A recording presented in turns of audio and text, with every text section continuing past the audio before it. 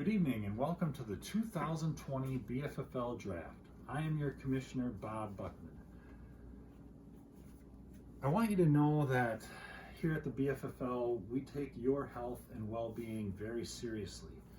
I have personally worked with Dr. Anthony Fauci, and based on our discussions, I have made the very difficult decision to move the 2020 BFFL Draft to a virtual platform this year.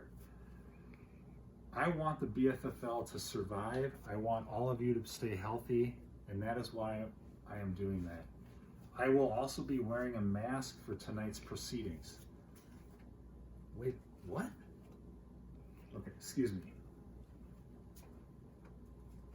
That was President Donald Trump. He said Fauci doesn't know what the heck he's talking about, so that I can continue as normal. All right, so one other thing that we need to talk about before we begin the lottery, and that is the spot vacated by GM Brad Lutz. This is going to be a gigantic loss. So I've been thinking about it, thinking about what can we do to make sure that the BFFL goes on without skipping a beat.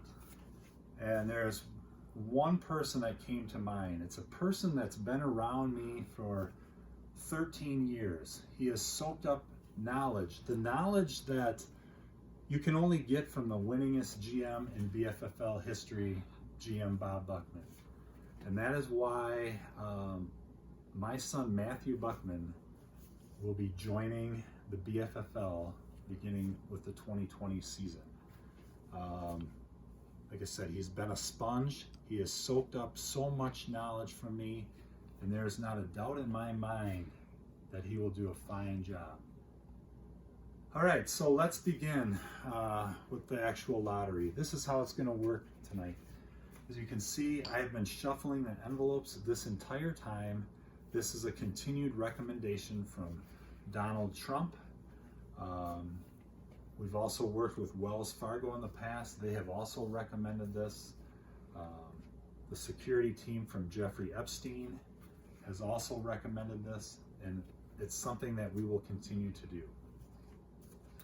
All right, so I will be laying out the envelopes.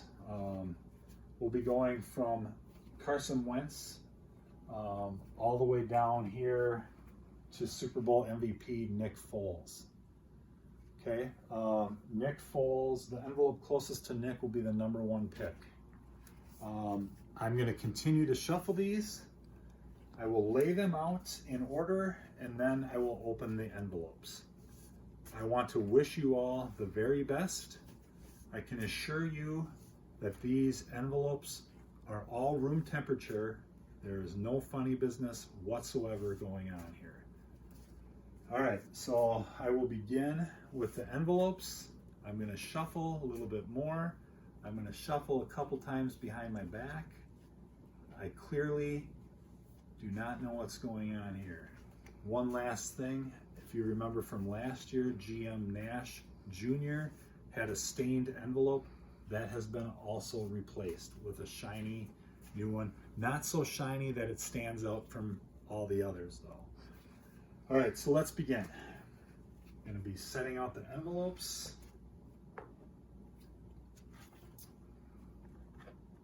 This will be the number 10 spot right here. Number 9. Once in a while, I'll grab from the middle. I have no idea what's happening. This is not a setup.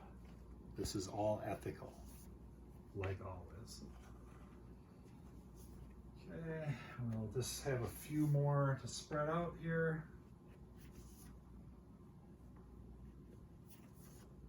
And this envelope right here holds the number one pick. All right. So let's begin. This year, the number 12 selection, and let me back up. So this is the order of which you will get to pick your draft choice. This is not necessarily where you will end up, although this person more than likely will be picking 12. All right, the number 12 spot in this year's draft lottery, Tom Buckman. The number 11 spot, Bob Nash Jr. The number 10 spot, Nate Grundle. The number 9 spot, Barry Baczynski.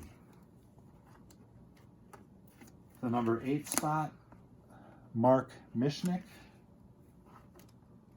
Number 7 spot, Chad Ford.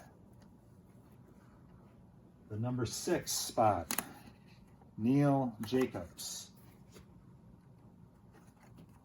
Number 5, Bob Buckman.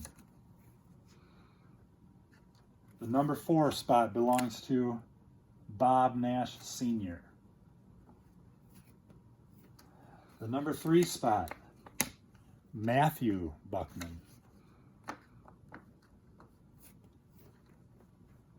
The number 2 spot, Mark Olson, which means the number 1 pick in the BFFL draft lottery is Matt Schaefer. I believe he held the number 1 pick last year too. Well, thank you very much. This has been a tough time for all of us. Because of the extra precautions, the extra consultation with Dr. Fauci, and of course, my continued discussions with Donald Trump. This took a little bit longer to get done this year. I appreciate your patience. Most importantly, we will see you all virtually 6 p.m. on Labor Day. I cannot wait. It's going to be a great season, and I wish you all the very best. Thank you.